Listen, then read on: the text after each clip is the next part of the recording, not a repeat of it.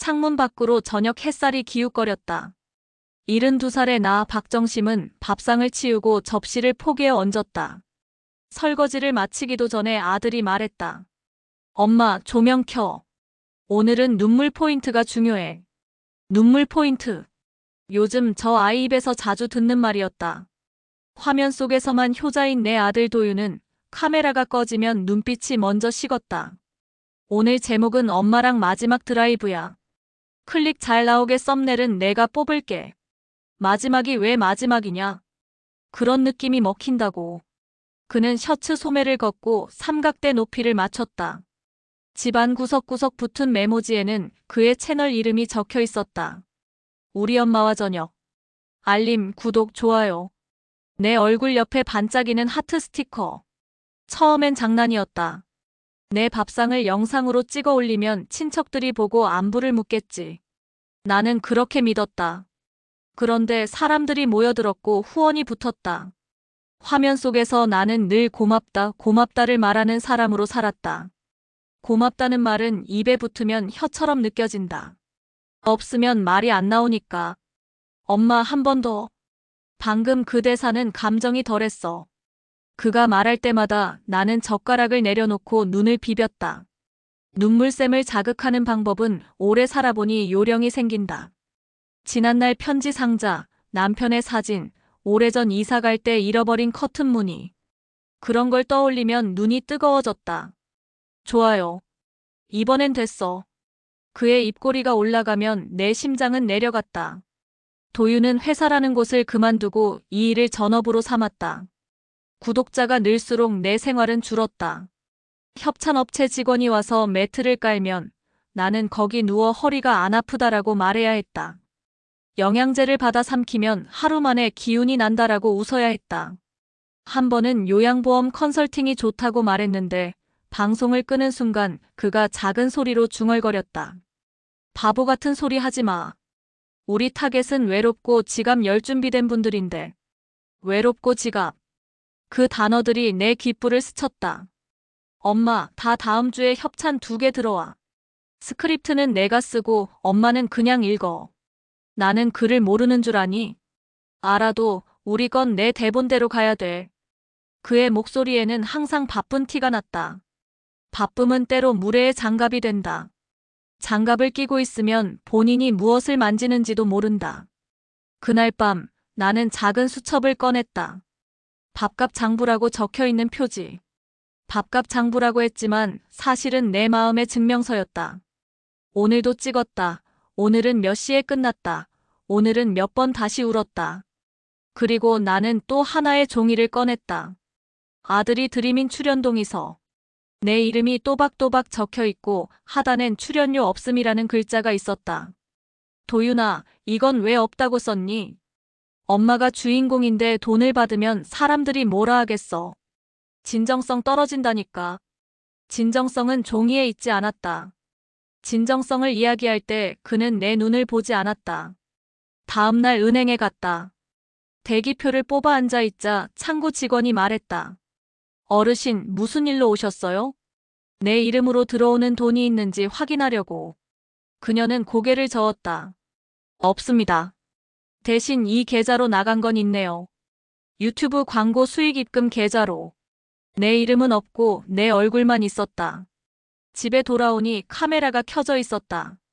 도윤은 내게 시계를 보여주며 말했다. 엄마, 오늘 저녁 8시 라이브. 50만 구독자 특집. 감동 멘트 준비해. 감동? 내가 엄마한테 어떤 아들인지, 엄마가 날 어떻게 키웠는지. 울컥하는 포인트 2번만. 내가 그를 어떻게 키웠는지 그는 알지 못했다. 그때 나는 밥을 3끼 다 굶으며 남편의 병원비를 내던 사람이었다. 그는 유치원에서 점심시간 기도를 크게 해서 상을 받은 아이였다. 하나님께 감사한다는 노란색 카드. 나는 지금도 그 카드를 보관하고 있다. 감사합니다. 그 말은 얼마나 싼지, 얼마나 비싼지 그 아이는 자라며 잊어버린 것 같았다. 라이브 하루 전 현관문을 두드리는 소리가 났다. 요양보호사 송미자였다. 가끔 와서 내 방 청소를 도와주는 사람, 말수가 적지만 손이 단단한 사람. 어르신, 잠깐 얘기 좀. 그녀는 조심스럽게 봉투를 내밀었다. 이게 뭔가? 협찬 계약서 사본이에요. 우연히 봤어요. 아드님이 복사 맡겼는데 직원이 저한테 잘못 줬다가 다시 가져가라 했거든요. 저는 그냥 어르신이 알고 계셔야 한다고 생각해서. 봉투 안에는 낯선 로고가 찍힌 계약서들이 있었다. 모델 출연료 전액 지급처 채널 운영자 아들. 내 이름은 부속 서류에도 없었다. 이게 다냐? 뒷면 보세요. 일부 금액은 기부라고 되어 있지만 실제 기부 내역이 없습니다. 나는 한참을 말하지 못했다. 송미자는 눈을 피해 창틀을 닦았다. 죄송해요. 이런 거 괜히 불편하게 하려던 건 아닌데. 아니다. 고맙다. 사람은 알아야 움직이지. 손등이 혈관이 푸르게 살아났다. 오래된 주방 저울처럼 내 마음도 갑자기 균형을 찾았다. 그날 밤 나는 서랍 깊숙이 있던 오래된 휴대폰을 꺼냈다. 도윤이 쓰다 내게 준 것. 화면이 깨져 있었지만 카메라는 멀쩡했다. 탁자 밑에 테이프로 붙였다. 아침부터 저녁까지 하루만. 내가 어떤 사람인지, 이 집이 어떤 소리를 내는지 기록해두자. 다음 날 카메라는 온종일 내 일상을 찍었다. 방송에선 오늘 엄마 기력이 없네라며 댓글이 달리는 동안 방송이 꺼지면 표정 관리 좀 해. 엄마라는 낮은 목소리가 나를 건드렸다. 엄마, 이 컷 다시. 울고 나서 웃어야지. 순서가 있잖아. 순서는 있었지만 내 마음엔 그 순서가 없었다. 내가 울어야 웃는 사람이 된 건 언제부터였을까? 라이브 날이 왔다. 작은 스탠드 조명이 안경 아래 2개의 달처럼 박혔다. 도윤은 리허설을 했다. 엄마, 구독자 이름 부를 때는 천천히. 큰 후원 들어오면 가슴에 손 얹고 아이고 고마워요 멘트. 내가 오늘은 다른 말을 하련다. 뭔 소리야? 그냥 내가 하고 싶은 말. 그는 짧게 웃었다. 엄마, 즉흥은 위험해. 우리 브랜드가 있는데. 브랜드. 그 단어는 내게 낯설고 차가웠다. 나는 그의 웃음이 나를 웃기려고 있는 게 아니라 나를 가리려고 있는 것 같다고 느꼈다.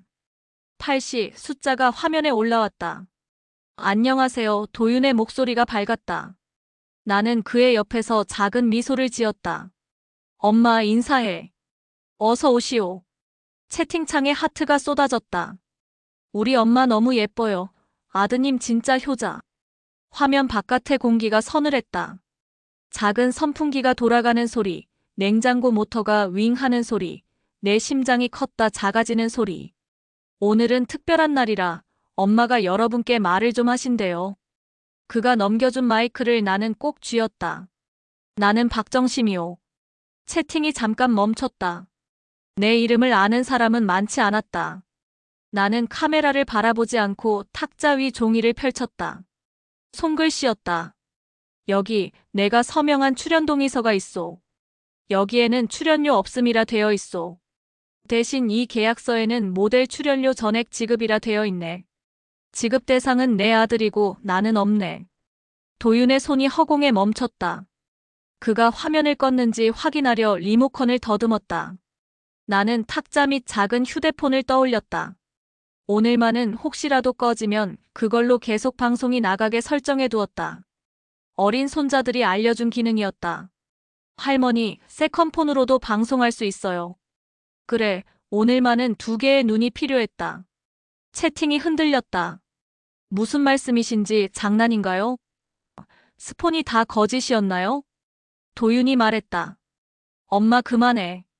지금 뭐 하시는 거예요? 사람이 진정성을 말하려면 돈의 흐름부터 말해야 하오.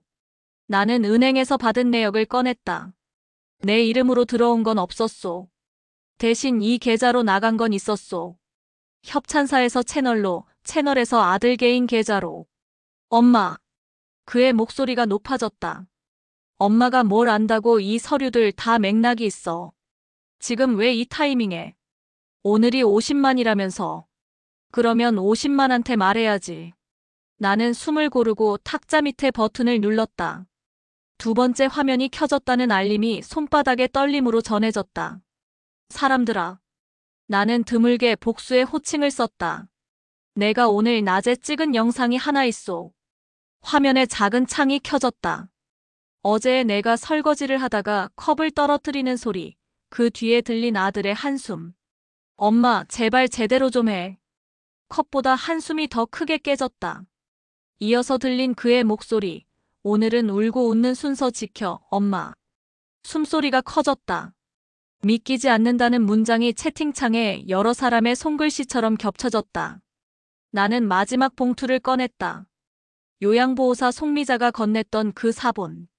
뒷면 귀퉁이에 얇게 인쇄된 글자. 일부 금액은 기부 예정. 그리고 그 옆, 아무것도 적히지 않은 표. 기부는 나중 일이 아니오. 함께 먹는 국 한 그릇처럼 오늘 일이어야 하오.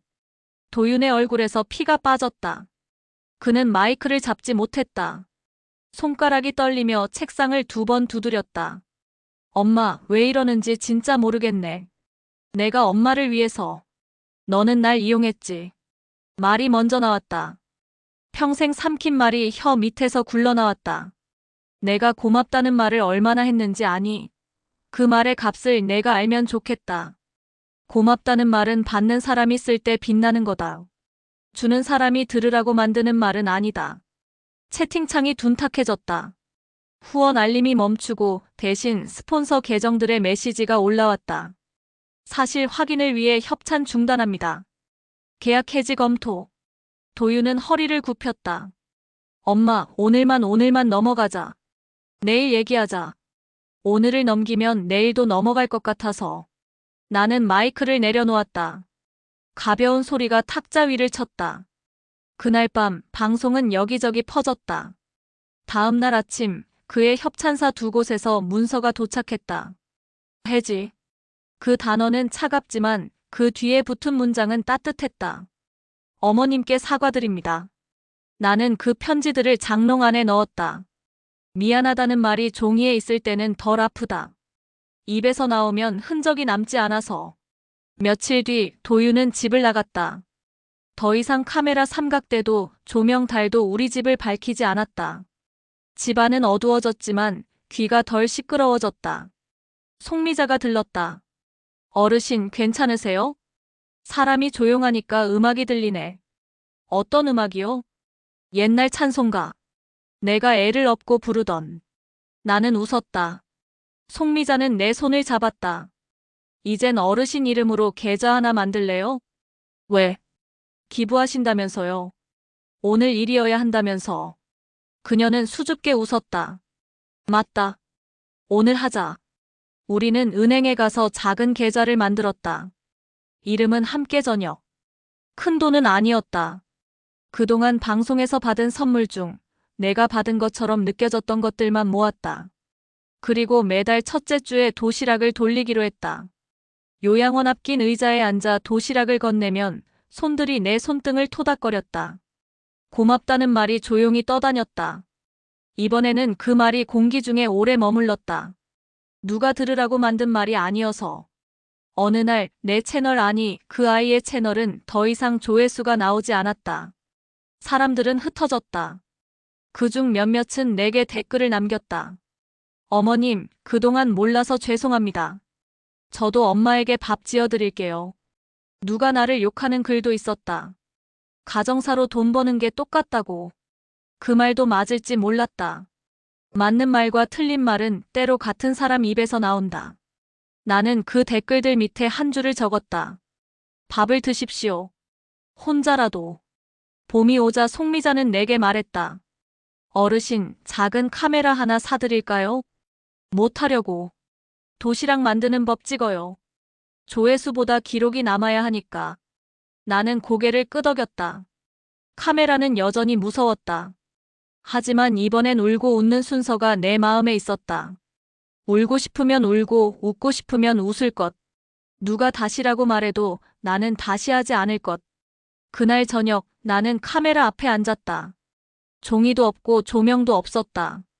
부엌등 하나가 노랗게 빛났다. 안녕하세요. 저는 박정심입니다. 오늘은 달걀장조림을 하겠습니다. 요령은요, 불을 너무 믿지 말고 물을 너무 미워하지 않는 겁니다. 나는 웃었다. 살아보니 그렇더군요. 너무 믿으면 타고 너무 미워하면 마릅니다. 사람 사는 게 다 거기서 거기요. 마지막으로 그 아이에게 하고 싶은 말이 있냐고 누가 물었다. 나는 한참을 생각했다. 고맙다는 말을 가볍게 쓰지 마라. 그리고 미안하다는 말을 늦게 쓰지 마라. 그 두 개가 사람을 살리고 사람을 죽인다. 열을 끄고 뚜껑을 덮고 불 위 여열이 재료를 익히는 동안 부엌은 조용했다. 나는 창문을 살짝 열었다. 바람이 들어와 커튼을 흔들었다. 오래전에 잃어버린 줄 알았던 무늬가 어딘가 다른 데에도 그대로 남아있음을 알았다. 도시락을 포장해 나가려는데 문 앞에 누군가 서 있었다. 도윤이었다.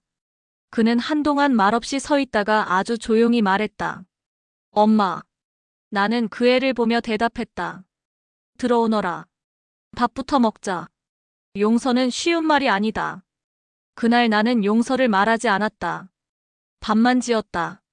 이름처럼. 밥 한 공기의 온도가 사람의 체온으로 내려앉을 때 사람은 말보다 먼저 조금 나아진다.